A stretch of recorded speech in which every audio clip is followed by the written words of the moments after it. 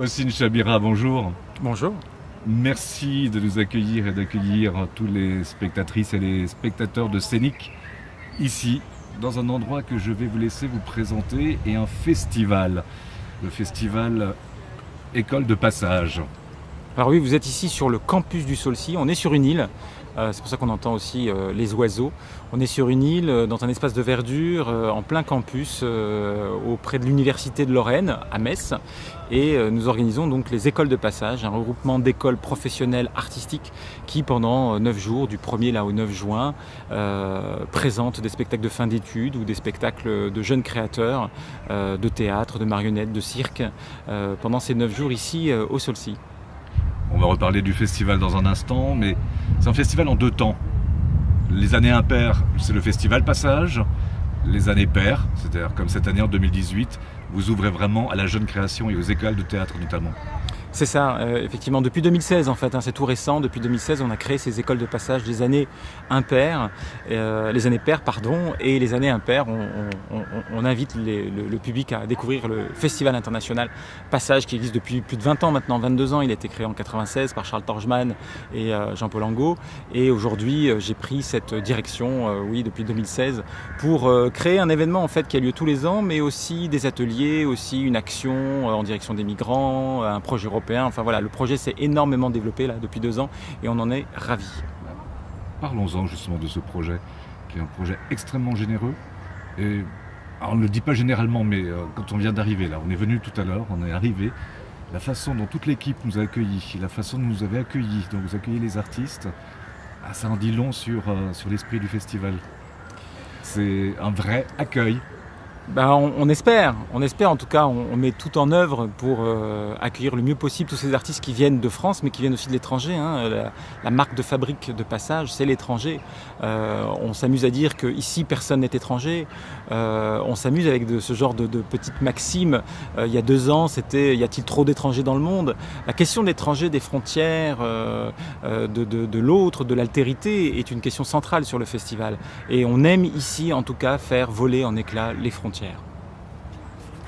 D'ailleurs, il y a un passeport. Il y a Oui. un passeport pour le festival. C'est vrai.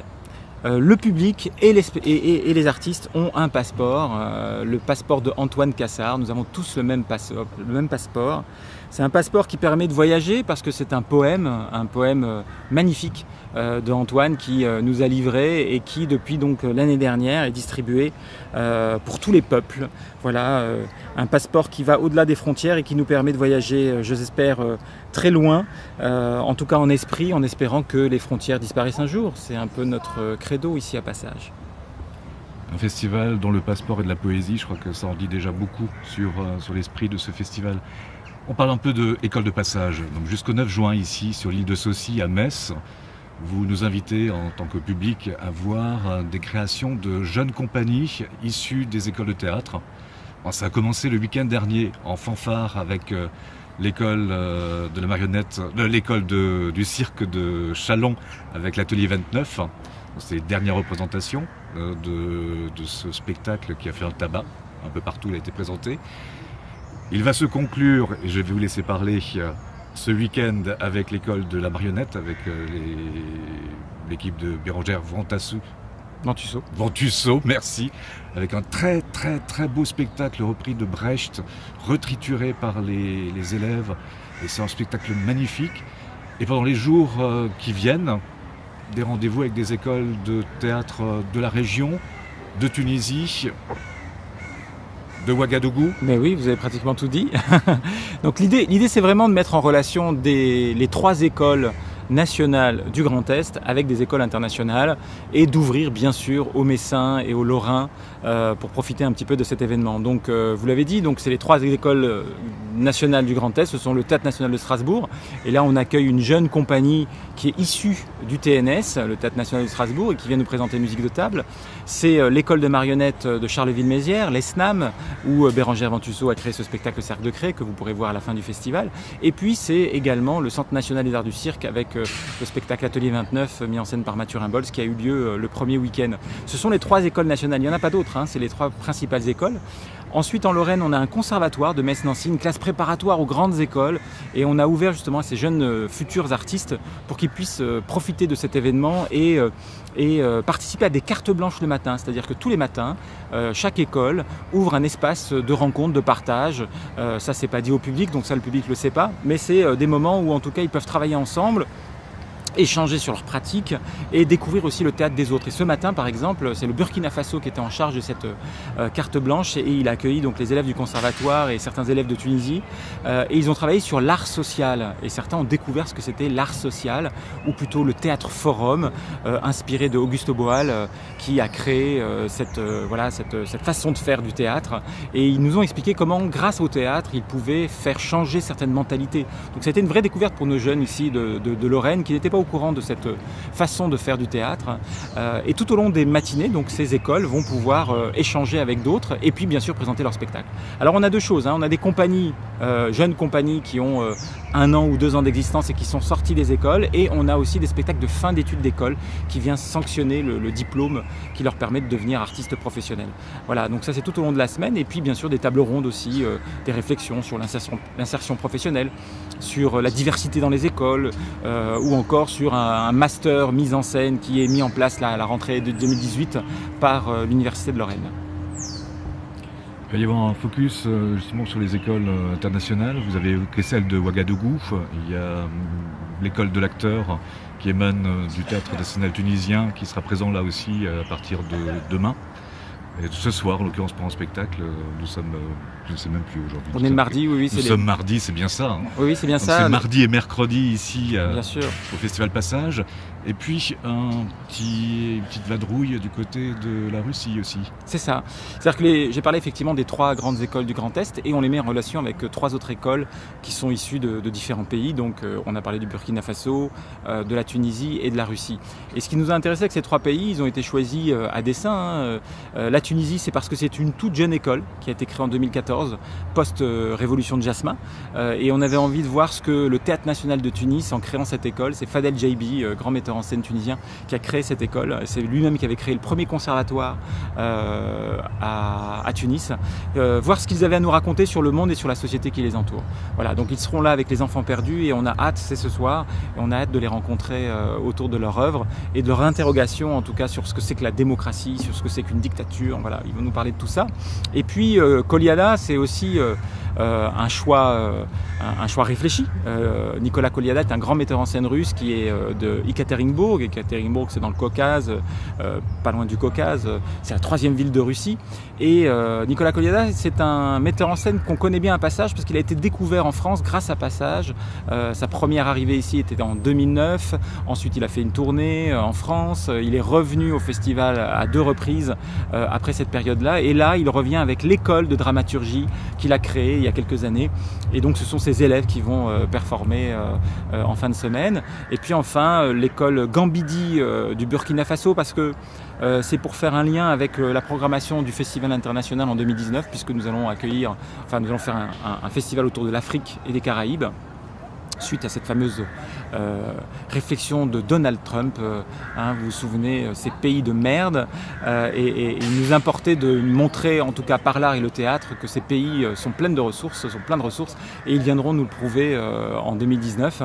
Et donc voilà, on avait envie de voir comment on enseignait le théâtre dans l'Afrique de l'Ouest, et c'est cette école du Burkina Faso de Ouaga qui accueille des élèves qui viennent du Bénin, du Togo, de Côte d'Ivoire, qui sera présente encore. Ils ont joué hier, et ils seront samedi prochain sur la scène du théâtre pour nous présenter leur Destination Boribana, un spectacle qui parle des migrations justement, donc un sujet d'actualité. Nous serons ensemble pendant quelques jours ici au festival, nous aurons l'occasion de rencontrer les artistes, discuter avec eux. Une question un peu plus personnelle aussi, Chabira. Qu'est-ce qui vous a fait tomber dans la marmite des spectacles, de la culture à un moment donné? Qu'est-ce qui vous a dit que ça valait la peine de se lever tous les matins pour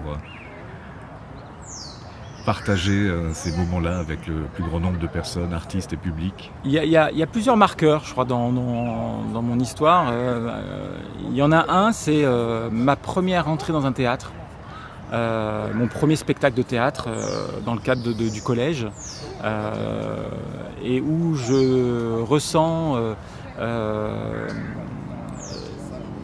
l'exclusion d'un monde total, c'est-à-dire je me suis senti exclu de ce monde théâtral. Je ne comprenais pas les codes. Pour les gens qui étaient dans cette salle, tout paraissait tellement évident de s'asseoir dans un fauteuil rouge, d'être tous orientés dans la même direction, de regarder ce qui se passait sur scène, de découvrir des acteurs vivants et que ce soit pas la télévision. Et pour moi, ça a été enfant un choc. Je n'ai rien compris de ce qui s'est passé sur le plateau. L'enseignant nous a dit à la fin, vous avez vu, hein, c'est super. J'ai dit oui, c'est super, mais je pensais au fond de moi-même, mais non, je n'ai rien compris, ce n'est pas pour moi le théâtre. Et c'est suite à je pense à cette chose-là que je me suis dit, bon, c'est pas possible, il y a des choses qui m'échappent, il faut que je creuse la question et il faut que je fasse l'effort de faire un pas en avant vers le théâtre pour que le théâtre peut-être m'accepte aussi. Et donc je pense que le point de départ était celui-là, c'est-à-dire je me suis inscrit dans un atelier, j'ai compris après ce que c'était que le jeu d'acteur, j'ai pris beaucoup de plaisir et j'ai commencé à avoir les codes et je me retrouve directeur d'un festival de théâtre. Je pense que voilà, ça peut être un point de départ en tout cas. C'est vrai qu'un festival, c'est une programmation, c'est une équipe, c'est une atmosphère. J'aimerais bien qu'on regarde un tout petit peu, parce que vous venez de parler de l'enfance. Depuis tout à l'heure, on voit des casiers qui ne sont pas loin. On a la chance... On voit des tables d'école qui sont un petit peu loin. Au loin, on voit d'ailleurs le théâtre où ont lieu une partie des représentations et des rencontres. Il y a le catering, il y a un mur d'escalade. Alors c'est pas un mur d'escalade, c'est un grand jeu. Oui, c'est un grand jeu. Vous savez, vous avez une petite boule dans ce que vous voyez en bas, avec ce carré qui vous permet de faire monter la boule et de la faire tomber dans le trou qui est tout en haut. Et si vous arrivez à faire tomber la boule dans le trou, la boule redescend et voilà, vous avez gagné en évitant bien sûr les trous qui sont tout au long du parcours. Ce sont tous des jeux qui ont été conçus par un atelier de scénographie qui a lieu tout au long de l'année et qui est ouvert aux habitants de Metz, aux étudiants, aux réfugiés aussi également, parce qu'on a un atelier en direction des migrants qui permet aussi de faire qu'ils s'investissent un petit peu dans les événements de la ville. Et puis donc voilà, tout au long de l'année, ils ont créé ces balançoires que l'on voit là-bas, effectivement les casiers que vous voyez ici, ce sont des allusions au monde de l'école, hein, puisque nous sommes sur les écoles de passage. Mais ils ont fait un travail assez formidable de création. C'est Joanie, Christophe et une association qui s'appelle Amal Castor, qui est derrière tout ce que vous voyez là en termes de scénographie. Et ça donne bien sûr une couleur et une convivialité à l'événement qui est indispensable pour qu'un festival soit réussi. Un chapiteau à l'arrière pour certains spectacles. Oui, on a installé spécifiquement un autre théâtre dans un chapiteau.